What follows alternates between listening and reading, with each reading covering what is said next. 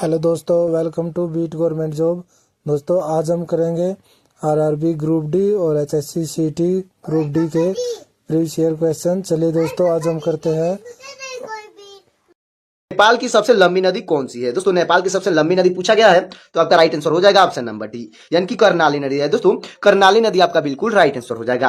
अगला प्रश्न है हमारा, श्वेत क्रांति यानी कि व्हाइट रिवोल्यूशन का संबंध किससे है? तो आपका राइट आंसर हो जाएगा ऑप्शन नंबर सी, यानी कि दूध उत्पादन से। दोस्तों, श्वेत क्रांति का संबंध जो है दूध उत्पादन से है, अच्छे से याद रखिएगा। अगला प्रश्न है हमारा, भारत की सबसे बड़ी खारे पानी की झील कौन सी है? तो आपका राइट आंसर हो जाएगा ऑप्शन नंबर सी, यानी कि चिल्का झील है। दोस्तों, चिल्का झील आपका बिल्कुल राइट आंसर हो जाएगा। अगला प्रश्न है हमारा, पूरा पाषाण युग के लोगों का मुख्य कार्य क्या था? दोस्तों, पूरा पाषाण युग के लोगों का मुख्य कार्य क्या था? तो आपका राइट आंसर हो जाएगा ऑप्शन नंबर बी, यानी कि शिकार करना था। दोस्तों, शिकार करना आपका बिल्कुल राइट आंसर हो जाएगा। अगला प्रश्न है हमारा, अंडमान निकोबार का हाई कोर्ट किस न्यायालय के अंतर्गत आता है? तो आपका राइट आंसर हो जाएगा ऑप्शन नंबर बी, यानी दोस्तों कोलकाता उच्च न्यायालय के अंतर्गत आता है। दोस्तों, कोलकाता उच्च न्यायालय आपका बिल्कुल राइट आंसर हो जाएगा। तो दोस्तों, हमारा अगला प्रश्न हो जाएगा, नाबार्ड की स्थापना किस वर्ष हुई थी? दोस्तों, नाबार्ड की स्थापना पूछा गया है तो आपका राइट आंसर हो जाएगा ऑप्शन नंबर बी, यानी कि 1982 में हुई थी। दोस्तों, 1982 आपका बिल्कुल राइट आंसर हो जाएगा। अगला प्रश्न है हमारा, चिपको आंदोलन किससे संबंधित है? दोस्तों, चिपको आंदोलन जो है किससे संबंधित है? तो आपका राइट आंसर हो जाएगा ऑप्शन नंबर सी, यानी कि पेड़ों की कटाई को रोकने से संबंधित है। दोस्तों, पेड़ों की कटाई को रोकना आपका बिल्कुल राइट आंसर हो जाएगा, जो कि चिपको आंदोलन से संबंधित है, अच्छे से याद रखिएगा। अगला प्रश्न है हमारा, भारत में कौन सी नदी भ्रंश घाटी यानी कि रिफ्ट वैली से होकर बहती है? तो आपका राइट आंसर हो जाएगा ऑप्शन नंबर सी, यानी कि नर्मदा नदी बहती है। दोस्तों, नर्मदा नदी आपका बिल्कुल राइट आंसर हो जाएगा। दोस्तों, हमारा अगला प्रश्न हो जाएगा, चंद्रशेखर आजाद की शहादत किस तारीख को हुई? दोस्तों, शहादत पूछा गया है तो आपका राइट आंसर हो जाएगा ऑप्शन नंबर ए, यानी कि 27 फरवरी 1931 को हुई थी। दोस्तों, 27 फरवरी 1931 आपका बिल्कुल राइट आंसर हो जाएगा। अगला प्रश्न है, अखिल भारतीय हरिजन संघ की स्थापना किस वर्ष हुई? दोस्तों, अखिल भारतीय हरिजन संघ की स्थापना जो है किस वर्ष हुई थी? तो आपका राइट आंसर हो जाएगा ऑप्शन नंबर सी, यानी कि 1932 में थी। दोस्तों, 1932 आपका बिल्कुल राइट आंसर हो जाएगा। चलते हैं अगले प्रश्न की ओर। दोस्तों, हमारा अगला प्रश्न है, डंकन पैसेज कहां स्थित है? दोस्तों, जो डंकन है पैसेज कहां पे स्थित है? तो आपका राइट आंसर हो जाएगा दोस्तों ऑप्शन नंबर डी, यानी कि अंडमान और निकोबार में स्थित है। दोस्तों, अंडमान और निकोबार आपका बिल्कुल राइट आंसर हो जाएगा।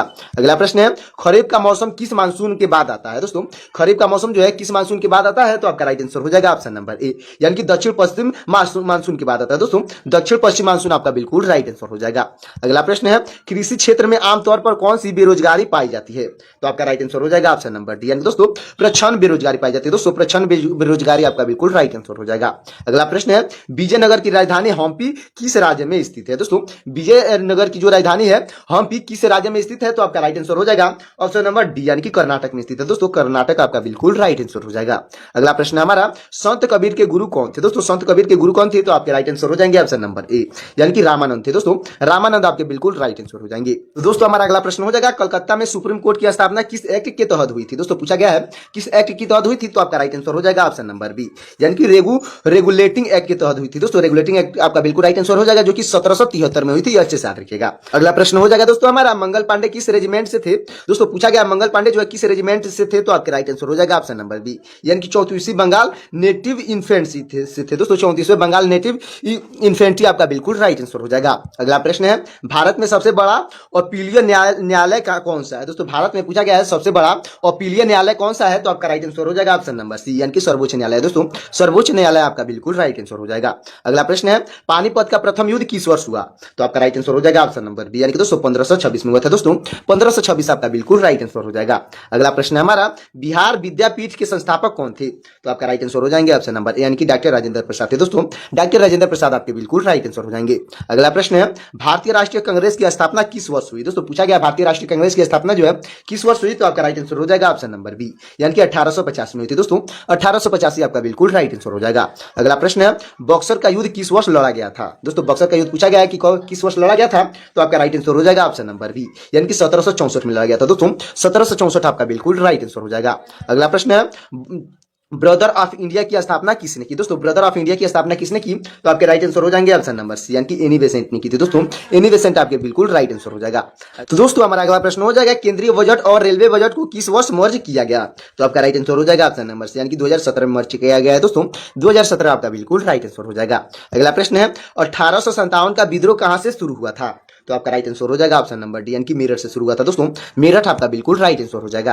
अगला प्रश्न हमारा, जातक कथाएं किस धर्म से संबंधित है? दोस्तों क्वेश्चन है जातक कथाएं जो है किस धर्म से संबंधित है, तो आपका राइट आंसर हो जाएगा ऑप्शन नंबर बी, यानी कि बौद्ध धर्म से संबंधित है दोस्तों, बौद्ध धर्म आपका बिल्कुल राइट आंसर हो जाएगा।